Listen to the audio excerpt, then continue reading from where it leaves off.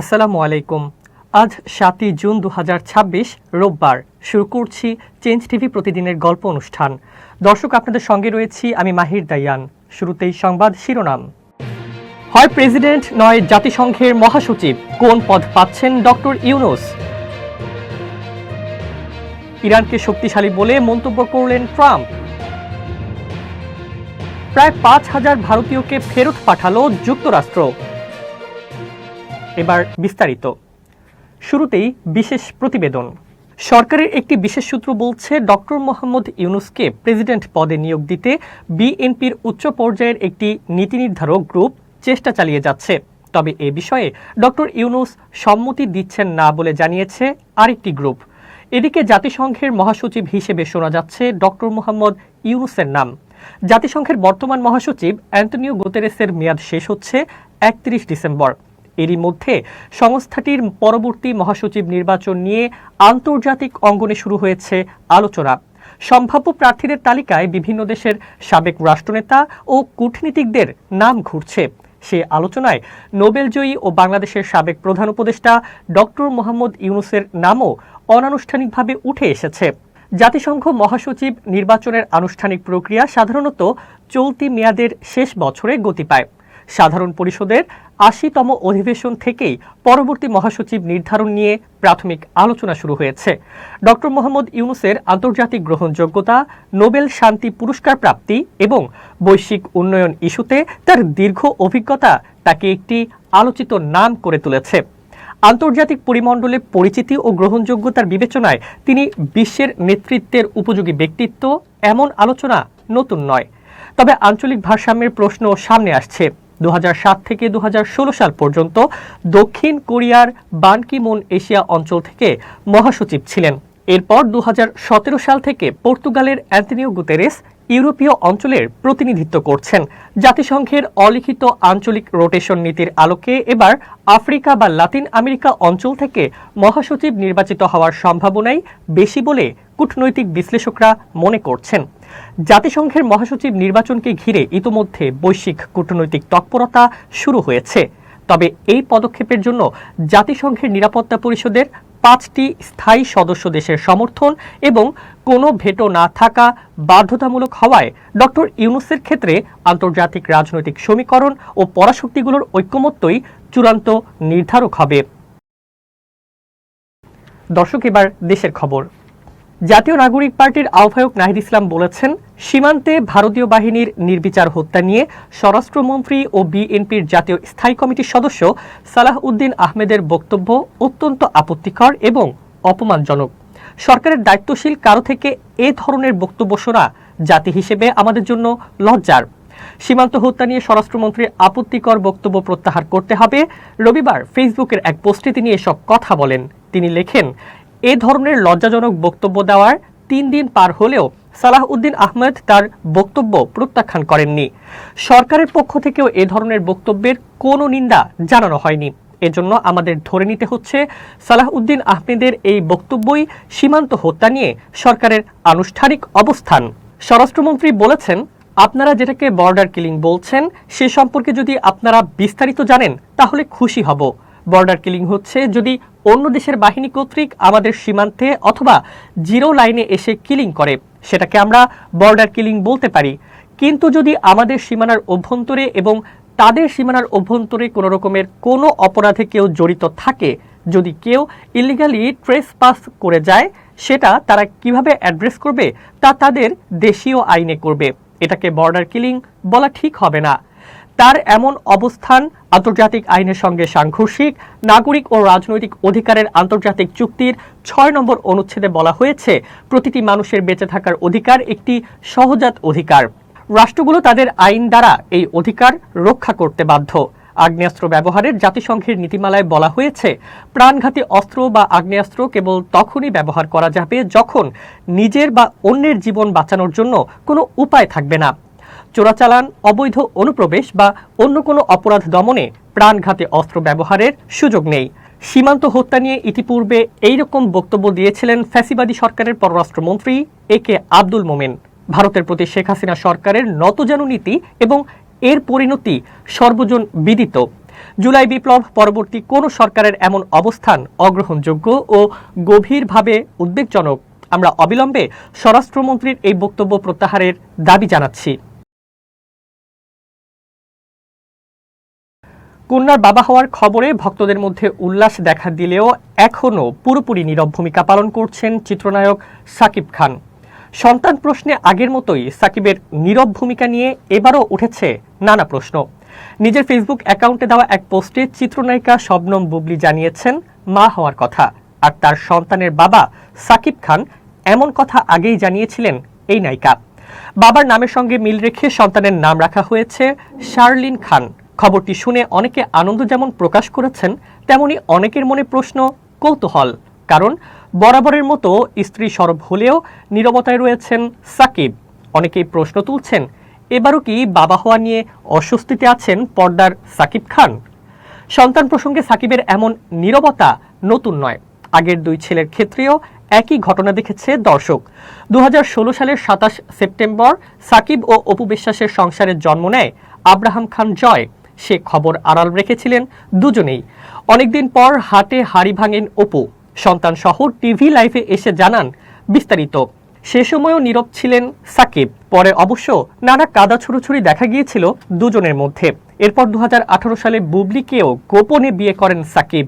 সে সংসারে 2020 সালে জন্ম নেয় শেহজাদ খান বীর। এ সন্তানের খবরও তারা গোপন রাখেন। পরে বুবলি বিষয়টি সামনে আনলেও চুপ থাকেন সাকিব। অপুর মতো একই কায়দায় বুবলির সঙ্গেও তার মতানৈক্য প্রকাশ্যে আসে। হতাশ হয়ে গণমাধ্যমকে সাকিব এও বলেছিলেন, অপু বিশ্বাস ও বুবলি দুজনই এখন আমার কাছে অতীত। তাদের সঙ্গে কোনো অবস্থায় আমার সম্পর্ক জোড়া লাগার সম্ভাবনা নেই। অতীত মানে তারা অতিথি। তবে সে অবস্থান থেকে সরে এসে বুবলির সঙ্গে বিবাদ মিটিয়ে নেয় তাদের ভক্তদের অনেকেই খুশি। নতুন কন্যার আগমনের খবরটিও তারা ইতিবাচকভাবে নিচ্ছেন। কিন্তু ঘুরে ফিরে অনেকের মনেই প্রশ্ন, সাকিব এখনো কেন চেনারূপেই ডুবে আছেন? এবার মধ্যপ্রাচ্যের খবর। ইরানের নেতারা অত্যন্ত শক্তিশালী ও অহংকারী। এ কারণেই তারা চলমান যুদ্ধ অবসানের লক্ষ্যে যুক্তরাষ্ট্রের সঙ্গে কোনো চুক্তিতে পৌঁছাতে সম্মত হয়নি। এমন মন্তব্য করে মার্কিন প্রেসিডেন্ট ডোনাল্ড ট্রাম্প বলেছেন, শেষ পর্যন্ত একটি চুক্তিতে আসা ছাড়া ইরানের সামনে কোনো বিকল্প নেই। যুক্তরাষ্ট্রের উইসকনসিন অঙ্গরাজ্যের চিপেওলা ফলসে দেওয়া এক সাক্ষাৎকারে প্রেসিডেন্ট ট্রাম্প এ মন্তব্য করেন। এনবিসি নিউজের মিট দ্য প্রেস অনুষ্ঠানের সঞ্চালক ক্রিস্টেন ওয়েলকারকে এ কথা বলেন তিনি। সাক্ষাৎকারে ট্রাম্প বলেন, তারা শক্তিশালী, তারা অহংকারী। এমন কিছু বিষয় আছে যা তারা কখনো করবে বলে ভাবিনি, কিন্তু এখন তাদের সেগুলোই করতে হবে। তাদের সামনে কোনো বিকল্প নেই, তবে এতে কিছুটা সময় লাগছে। সাক্ষাৎকারে ট্রাম্প যারা এই সংঘাতের অবসান ঘটাতে ইরানের সঙ্গে দ্রুত একটি চুক্তি করার জন্য তাকে তাগিদ দিচ্ছেন তাদের সমালোচনা করেন। ট্রাম্প বলেন, এসব বিষয়ে বছরের পর বছর লেগে যায়। ট্রাম্প আরও দাবি করেন, এই সংঘাতে যুক্তরাষ্ট্র ইরানের সামরিক বাহিনীকে পুরোপুরি ধ্বংস করে দিয়েছে। তবে তিনি বলেন, ইরানের কাছে এখনও কিছু ক্ষেপণাস্ত্র ও ড্রোন রয়ে গেছে। ট্রাম্প বলেন, তাদের বেশিরভাগ ড্রোন তৈরির কারখানা গুড়িয়ে দেওয়া হয়েছে, বেশিরভাগ উৎক্ষেপণ কেন্দ্র ধ্বংস করা হয়েছে এবং বেশিরভাগ ক্ষেপণাস্ত্র উৎপাদন এলাকাগুলো ধ্বংস করে দেওয়া হয়েছে। কিন্তু তাদের এখনও কিছু সক্ষমতা আছে। তাদের কিছু ক্ষেপণাস্ত্র ও ড্রোন রয়েছে।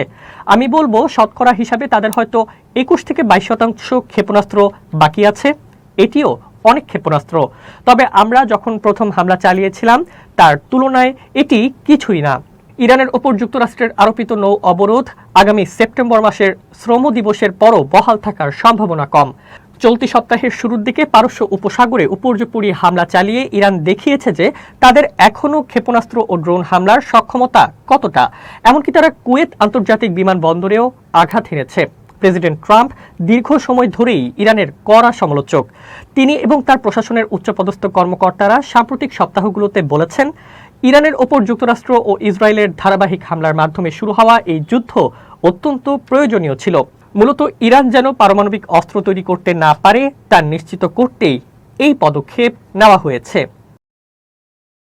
এবার প্রতিবেশী দেশের খবর। গত প্রায় 1.5 বছরে যুক্তরাষ্ট্র থেকে 4600 এরও বেশি অবৈধ ভারতীয় নাগরিককে নিজ দেশে ফেরত পাঠানো হয়েছে বলে জানিয়েছে ভারত সরকার। ভারতের পররাষ্ট্র মন্ত্রণালয়ের মুখপাত্র রণধীর জসওয়াল এক সংবাদ ব্রিফিংয়ে এ তথ্য তুলে ধরেন। তিনি জানান, চলতি বছরের শুরু থেকে এখন পর্যন্ত যুক্তরাষ্ট্র থেকে 1076 জন ভারতীয় নাগরিক ভারতে ফিরে এসেছেন। এর আগে 2025 সালে বহিষ্কারের মাধ্যমে মোট 3567 জন ভারতীয়কে দেশে পাঠানো হয়েছিল। যুক্তরাষ্ট্রের অভিবাসন নীতি দীর্ঘদিন ধরেই রাজনৈতিক আলোচনার কেন্দ্রবিন্দু। বিশেষ করে প্রেসিডেন্ট ডোনাল্ড ট্রাম্পের প্রশাসন অবৈধ অভিবাসন নিয়ন্ত্রণে কঠোর পদক্ষেপ গ্রহণ করেছিল। মালয়েশিয়া পাচারের সময় 50 জন উদ্ধার, 9 দালাল আটক। ভারত সরকারের মতে, কোনো দেশের নাগরিক বিদেশে অবৈধভাবে অবস্থান করলে তাকে গ্রহণ করা সংশ্লিষ্ট দেশের দায়িত্ব। তবে কাউকে ফেরত নেওয়ার আগে তার নাগরিকত্ব নিশ্চিত করা জরুরি। এ বিষয়ে পররাষ্ট্র মন্ত্রণালয় আগে ভারতীয় পার্লামেন্টকে জানিয়েছিল, এটি শুধু ভারতের অবস্থান নয়, আন্তর্জাতিক পরিমণ্ডলেও এটি একটি স্বীকৃত ও প্রচলিত নীতি। মন্ত্রণালয়ের তথ্য অনুযায়ী অবৈধভাবে যুক্তরাষ্ট্রে প্রবেশ, ভিসার মেয়াদ শেষ হওয়ার পরও সেখানে অবস্থান করা কিংবা প্রয়োজনীয় বৈধ কাগজপত্র ছাড়া বসবাসের মতো কারণে যাদের বহিষ্কারের সিদ্ধান্ত নেওয়া হয়, তাদের প্রত্যাবাসন প্রক্রিয়ায় ভারত ও যুক্তরাষ্ট্র নিবিড় সমন্বয়ের মাধ্যমে কাজ করছে। ভারতে ডাটা সেন্টার প্রকল্পে $30 বিলিয়ন বিনিয়োগ করতে যাচ্ছেন রবিন খুদা নামে এক বাংলাদেশি শিল্পপতি। এর অংশ হিসেবে 5 জন ভারতীয় প্রধানমন্ত্রী নরেন্দ্র মোদীর সঙ্গে দেখা করেন তিনি। 2030 সালের মধ্যে এই অর্থগুলো ভারতের বিভিন্ন জায়গায় বিনিয়োগ করবে তার প্রতিষ্ঠিত সংস্থা এয়ার ট্র্যাঙ্ক। রবিন খুদার জন্ম ও বেড়ে ওঠা ঢাকায়। তিনি রাজধানীর শেরেবাংলা নগর সরকারি বয়েজ স্কুলে পড়াশোনা করেছেন। মাত্র 18 বছর বয়সে রবিন অস্ট্রেলিয়ায় পাড়ি জমান। সেখানে অ্যাকাউন্টিং নিয়ে পড়তে যান। বর্তমানে অস্ট্রেলিয়ার অন্যতম ধনী ব্যক্তি তিনি। ফোর্বসের তথ্য অনুযায়ী তার সম্পদের পরিমাণ $2 বিলিয়ন বেশি। ভারতে এই বিপুল পরিমাণ অর্থ বিনিয়োগ করে রবিনের লক্ষ্য হল বিশ্বের সবচেয়ে জনবহুল দেশে এআই এবং ক্লাউড কম্পিউটিং এর চাহিদা বৃদ্ধি করা। মোদির সঙ্গে রবিনের দেখা করার পর তার কোম্পানি এয়ার ট্র্যাঙ্ক এই বিশাল বিনিয়োগের ঘোষণা দেয়। কোম্পানিটি ভারত জুড়ে 5 গিগাওয়াটের ডাটা সেন্টার তৈরি করবে। এয়ার ট্র্যাঙ্কের বিনিয়োগ নিয়ে মোদি মাইক্রো ব্লগিং সাইট এক্সে লিখেছেন, এ ধরনের বিনিয়োগের ফলে বৈশ্বিক ক্লাউড কম্পিউটিং ও এআই প্রযুক্তির কেন্দ্র হিসেবে ভারতের অবস্থান আরও মজবুত হবে। পাশাপাশি এটি নতুন কর্মসংস্থানের সুযোগ তৈরি করবে, দেশীয় সাপ্লাই চেইনকে চাঙ্গা করবে এবং উদ্ভাবন ভিত্তিক অর্থনৈতিক প্রবৃদ্ধিকে আরও গতিশীল করবে। $30 বিলিয়ন সবচেয়ে বড় বিনিয়োগটি করা হবে মহারাষ্ট্রে। সেখানকার মুখ্যমন্ত্রী দেবেন্দ্র ফাডনাভিস জানান, এয়ার ট্রাঙ্ক মহারাষ্ট্রে 3 গিগাওয়াটের ডাটা সেন্টার তৈরি করবে। এর অংশ হিসেবে মুম্বাইয়ের রায়গঞ্জে একটি জমি কেনার চুক্তিও করেছে এয়ার ট্র্যাঙ্ক। 2015 সালে এয়ার ট্র্যাঙ্ক প্রতিষ্ঠা করেন বাংলাদেশে জন্ম নেওয়া রবিন খুদা। তার কোম্পানি ভারত ছাড়াও অস্ট্রেলিয়া, হংকং, জাপান, মালয়েশিয়া এবং সিঙ্গাপুরে তাদের পরিধি বিস্তৃত করেছে। ভারত নিয়ন্ত্রিত জম্মু ও কাশ্মীরের রাজৌরিতে কথিত সন্ত্রাস বিরোধী অভিযানে গিয়ে গভীর খাদে পড়ে ভারতীয় সেনাবাহিনীর এক লেফটেন্যান্ট নিহত হয়েছেন।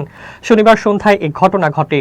জম্মু ও কাশ্মীরে ভারতের সেনারা অপারেশন শেরওয়ালি নামে একটি অভিযান চালাচ্ছে। গতকাল ছিল এ অভিযানের 16তম দিন। এর মধ্যেই ঘটল এই দুর্ঘটনা। লেফটেন্যান্ট বীর শের গোস্বামী নামে এই সেনা কর্মকর্তা একটি উঁচু পাহাড়ে ছিলেন। পাহাড়ের কিনারে দাঁড়ানো অবস্থায় তার পা পিছলে যায়। এরপর তিনি পাশের গভীর খাদে পড়ে যান। তাৎক্ষণিকভাবে তাকে উদ্ধার করতে উদ্ধারকারী দল কাজ করে, কিন্তু গুরুতর আহত হওয়া বীর শের গোস্বামী এর মধ্যেই মৃত্যুবরণ করেন। তিনি দেশটির সেনাবাহিনীর হোয়াইট নাইট কর্পসে মোতায়েন ছিলেন। তার মৃত্যুতে এই কর্পসটি শোক জানিয়েছে। মাইক্রোব্লগিং সাইট এক্সে তারা লিখেছে, প্রতিকূল আবহাওয়া, খাড়া পাহাড় আর দুর্গম অঞ্চলে অপারেশন দায়িত্ব পালনকালে লেফটেন্যান্ট বীরেশ্বর গোস্বামী অকাল মৃত্যুবরণ করেছেন। দেশের জন্য তার এই সর্বোচ্চ আত্মত্যাগে হোয়াইট নাইট কর্পস এবং এর সকল পদমর্যাদার সেনা কর্মকর্তা গভীর শোক প্রকাশ করেছেন। মে মাসের শেষ দিকে জম্মু ও কাশ্মীরের রাজৌরির গভীর বনাঞ্চল দরিমাল, গাম্ভীর, মুঘালান বেল্টে এ অভিযান শুরু করা হয়। ভারতীয় নিরাপত্তা বাহিনীর সন্দেহ এই গহীন বনে 2 থেকে 3 জন পাকিস্তানি সশস্ত্র যোদ্ধা অবস্থান করছেন।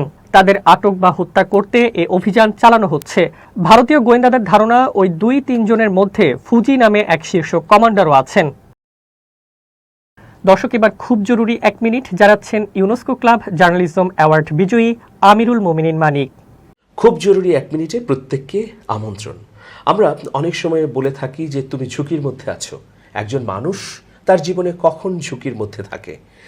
একজন মানুষ যখন যে কাজটি করছেন সেই কাজ সম্পর্কে যদি অজ্ঞ থাকেন বা কাজ সম্পর্কে যদি পরিপূর্ণ ধারণা না থাকে, তখনই কেবল বলা যায় যে তিনি ঝুঁকির মধ্যে আছেন। সুতরাং যে কাজই আমরা শুরু করতে যাব না কেন, ওই কাজ সম্পর্কে বা আমার শুরু করা প্রত্যেকটি কাজ সম্পর্কে আগে ধারণা রাখা প্রয়োজন।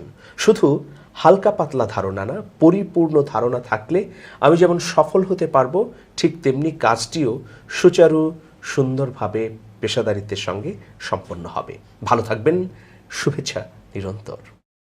শেষ করছি চেঞ্জ টিভির প্রতিদিনের গল্প অনুষ্ঠান। চেঞ্জ টিভি.প্রেস বাংলাদেশের ইউটিউব জার্নালিজমের অগ্রদূত। ভিজিট করুন এর ওয়েবসাইট www.changetv.press, youtube.com/changetvpress এবং সাবস্ক্রাইব করুন চ্যানেলটি। নিয়মিত লাইক, কমেন্ট ও শেয়ার করে আপডেট রাখুন নিজেকে। ভালো থাকুন, নিরাপদে থাকুন। শুভেচ্ছা নিরন্তর। changetv.press, এক ফোঁটা হলুদও নেই।